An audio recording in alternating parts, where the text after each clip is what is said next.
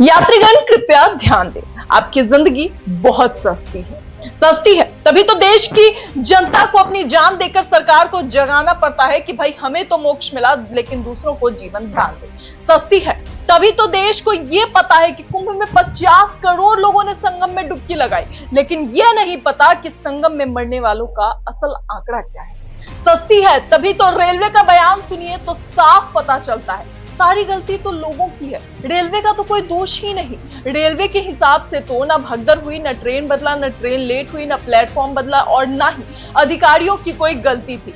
गलती तो उन आम लोगों की है जो देश की राजधानी के सबसे वीआईपी रेलवे स्टेशन पर सरकार और सिस्टम की बेइंतजामी के कारण प्लेटफॉर्म पर ही मारे गए। अब कुंभ आ रहा है और 13,000 ट्रेनों की व्यवस्था की गई है। यह शब्द है रेल मंत्री अश्विनी वैष्णव के, जो संसद भवन में रेलवे की व्यवस्था पर डींगे हाँक रहे हैं। अब इनसे पूछा जाना चाहिए कि वो 13,000 ट्रेन है वो किस ग्रह पर चल रहे हैं और कौन से प्लेटफॉर्म पर चल रहे हैं। उन्हें धरती निगल गई या आसमान खा गया, इसका जवाब रेल मंत्री के पास नहीं होगा, क्योंकि उनकी गरीब जनता के पैसे पर एसी में बैठकर पसीना बहाने वाले बीजेपी के नेता को लोकतंत्र के मंदिर में 50 कैमरों पर जवाब देना होता है। बड़ी हैरानी होगी आपको जानकर कि प्रधानमंत्री आवास से रेलवे स्टेशन की दूरी महज 5 किलोमीटर, समय 20 मिनट और रेल भवन से इसकी दूरी महज 4 किलोमीटर है, समय 15 मिनट। और जिस संसद से रेल मंत्री अब ये महाकुंभ की भव्य इंतजाम के दावे कर रहे हैं ना, उस संसद से केवल 3 किलोमीटर की दूरी नई दिल्ली रेलवे स्टेशन के प्लेटफॉर्म नंबर 14 की सीढ़ियों के पास ये पूरी घटनाक्रम हुई और यात्री घुट-घुट कर मर गए। रेल मंत्री जी, आपकी नाक के नीचे देश की राजधानी नई दिल्ली के सबसे वीआईपी रेलवे स्टेशन पर यह सब हुआ, फिर भी इसे छुपाने की कोशिश की गई, ढकने की कोशिश की गई।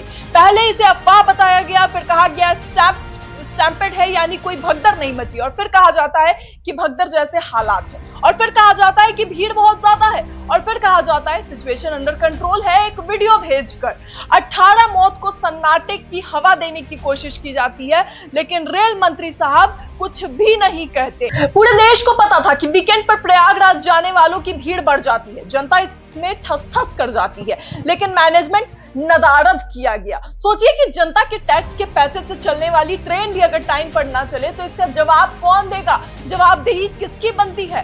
ठंड हो, बरसात हो, गर्मी हो, ट्रेन हमेशा लेट होकर चलती है। आखिर क्यों? क्या देश के 140 करोड़ लोगों का टाइम खराब नहीं होता? देश की जनता भेड़ बकरी है कि सरकार लाठी चलाए और जनता ठस कर चलती जाए?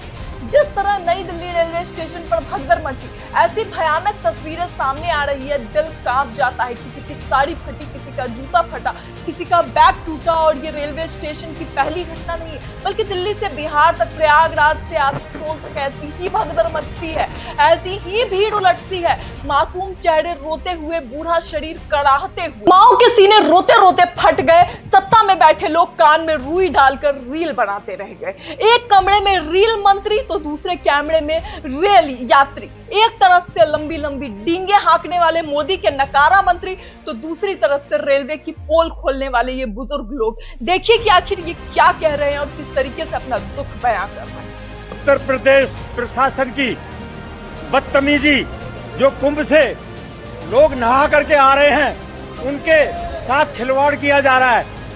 प्रयागराज जंक्शन से लोकल ट्रेन बता करके दिल्ली की, और उस ट्रेन को ला करके जो है कानपुर रोक दिया गया है, और सवारियों से कह दिया गया कि आप यहीं पे उतर जाइए, अब दिल्ली के लिए ये गाड़ी नहीं जाएगी।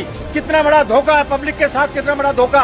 अरे जाग जाओ, जाग जाओ, अरे जाग लो, इतनी बेईमानी पे उतर रहे हो तुम, हैं? अरे मोदी शर्म कर, अरे मोदी शर्म कर, अरे योगी शर्म कर, पब्लिक के साथ इतना बड़ा धोखा। अभी महाकुंभ आ रहा है तो महाकुंभ के लिए 13,000 ट्रेन की व्यवस्था की गई और आपने अब पता नहीं कौन सच्चा और कौन झूठा, लेकिन तस्वीरें आपके सामने हैं। सोचिए, सभी को पता था कि शनिवार से रेलवे स्टेशन पर ज्यादा से ज्यादा संख्या में लोग इकट्ठे हो रहे हैं, लेकिन उसके बावजूद रेल मंत्री जो रील बनाकर छोटी से छोटी चीजों को भी दिखाते रहते हैं, न जाने शनिवार रात कहां सो रहे थे, जो रेलवे पर उन्होंने जनता को दबने के लिए छोड़ दिया। अब मंत्री जी को कौन समझाए कि जांच से सरकारी आंकड़े दिखते हैं, लेकिन जो नहीं दिखता है वो है लोगों के आंसू। इंसान जो किसी के पिता थे, किसी की मां थी, किसी की बेटी थी, किसी की बहुत ही और आज लाश बन चुकी है। ऐसे में इन सब की कमी आखिर कैसे पूरी होगी? देश में आज जाने कितनी सस्ती हो चुकी है कि ट्रेन की टिकट भी इससे ज्यादा कीमत की होती है। आज देश इस बात का सवाल कर रहा है कि आखिर हमारी जान की कीमत क्या भेड़ बकरी से भी कम है, आलू की बोरियों से कम है। देश में प्याज भी 200 किलो का हो जाता है, लेकिन ट्रेन की टिकट जो 50 की होती है उससे सस्ती इन लोगों की जान बन चुकी है। आज इससे ज्यादा कहने के लिए कुछ नहीं है कि रील से बाहर निकलिए रेल मंत्री और जो सच्चाई है उसे देखिए, उसकी जवाबदेही लीजिए। सरकार इस पर जवाबदेही दे और अगर नहीं दे सकती तो भाई कुर्सी छोड़ दो, जनाजा नहीं है कि तुम्हारे साथ। फिलहाल इस खबर में इतना ही। ऐसी तमाम खबरों के लिए देखते रहिए न्यूज़।